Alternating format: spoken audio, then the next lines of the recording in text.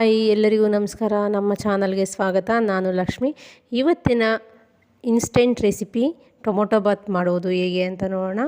ತುಂಬಾ ಈಸಿಯಾಗಿ ತುಂಬಾ ಟೇಸ್ಟಿಯಾಗಿ ಕೇವಲ ಮೂರು ವಸ್ತುಗಳಲ್ಲಿ ಮಾಡುವಂಥ ರೆಸಿಪಿ ಟೊಮೊಟೊ ಬಾತ್ ಈಸಿಯಾಗಿ ತೋರಿಸ್ತಾ ಇದ್ದೀನಿ. ಬನ್ನಿ, ಈ ರೆಸಿಪಿ ಬ್ಯಾಚುಲರ್ಸು ಕೂಡ ಈಸಿಯಾಗಿ ಮಾಡ್ಕೋಬೋದು, ಸ್ಕೂಲ್ಗೆ ಹೋಗೋ ಮಕ್ಕಳು ಕೂಡ ಮಾಡ್ಬೋದು. ಅಷ್ಟು ಈಸಿಯಾಗಿ ತುಂಬಾ ಚೆನ್ನಾಗಿರುತ್ತೆ. ಬನ್ನಿ ನೋಡಿ, ನಾನಿಲ್ಲಿ 4 ಸಣ್ಣದಾಗಿ ಕಟ್ ಮಾಡಿರೋ ಟೊಮೊಟೊ, ಹಾಗೆ 2 ಮೀಡಿಯಮ್ ಸೈಜ್ದು ಈರುಳ್ಳಿ, ಅಕ್ಕಿಯನ್ನು ತೊಗೊಂಡಿದ್ದೀನಿ.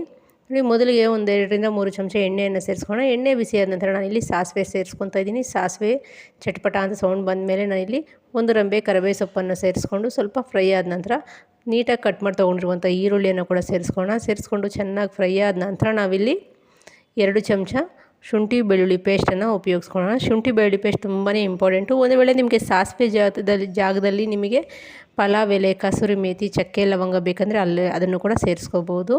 ನೋಡಿ, ಚೆನ್ನಾಗಿ ಹಸಿ ಸ್ಮೆಲ್ಲೆಲ್ಲ ಹೋಗಿ ಫ್ರೈ ಆದ ನಂತರ ನಾವಿಲ್ಲಿ ಟೊಮೊಟೊವನ್ನು ಸೇರಿಸ್ಕೊಳ್ಳೋಣ. ನಾನಿಲ್ಲಿ ಚಕ್ಕೆ ಲವಂಗ ಏನು ಸೇರಿಸ್ಕೊತಾ ಇಲ್ಲ, ಏಕೆಂದರೆ ನಾನಿಲ್ಲಿ ಗರಂ ಮಸಾಲ ಮತ್ತು ಚಿಕನ್ ಮಸಾಲ ಯೂಸ್ ಮಾಡ್ತಾಯಿದ್ದೀನಿ. ಹಂಗಾಗಿ ನೋಡಿ, ಇವಾಗ ಹಸಿ ಸ್ಮೆಲ್ಲೆಲ್ಲ ಹೋದ ನಂತರ ನಾವು ಟೊಮೊಟೊ ಹಣ್ಣನ್ನು ಸೇರಿಸ್ಕೊಳ್ಳೋಣ. ಟೊಮೊಟೊ ಹಣ್ಣು ಚೆನ್ನಾಗಿ ಹಣ್ಣಾಗಿರುತ್ತೆ ತಗೊಳ್ಳಿ, ಆವಾಗ ತುಂಬಾ ಚೆನ್ನಾಗಿರುತ್ತೆ ಟೊಮೊಟೊ ಬಾತು. ಈ ರೆಸಿಪಿ ನಿಮಗೆಲ್ಲ ತಪ್ಪದೇ ಇಷ್ಟ ಆಗುತ್ತೆ ಅಂದ್ಕೊತಾ ಇದ್ದೀನಿ.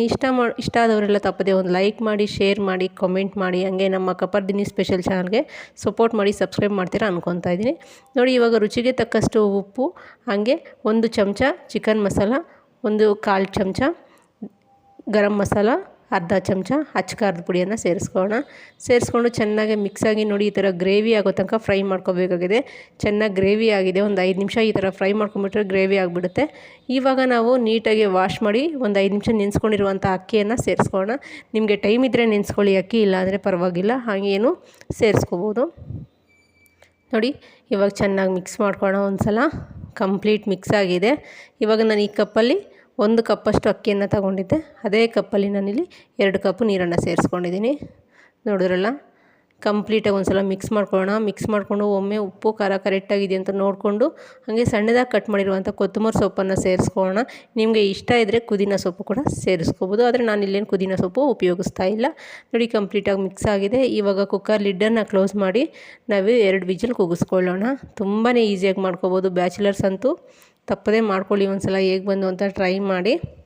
ನೋಡಿ, ವಿಜಲ್ ಬಂದಿದೆ. ಇವಾಗ ಕುಕ್ಕರು ಲಿಡ್ಡನ್ನು ಓಪನ್ ಮಾಡಿ ತೋರಿಸ್ತಾ ಇದ್ದೀನಿ. ನೋಡಿದ್ರಲ್ಲ ಎಷ್ಟು ಚೆನ್ನಾಗಿ ಬಂದಿದೆ ಅಂತ. ಕಲರ್ ಆಗ್ಬೋದು, ಟೇಸ್ಟ್ ಆಗ್ಬೋದು, ತುಂಬಾ ಚೆನ್ನಾಗಿರುತ್ತೆ. ತುಂಬಾ ಚೆನ್ನಾಗಿ ಬಂದಿತ್ತು ಕೂಡ. ನೀವು ತಪ್ಪದೇ ಟ್ರೈ ಮಾಡಿ.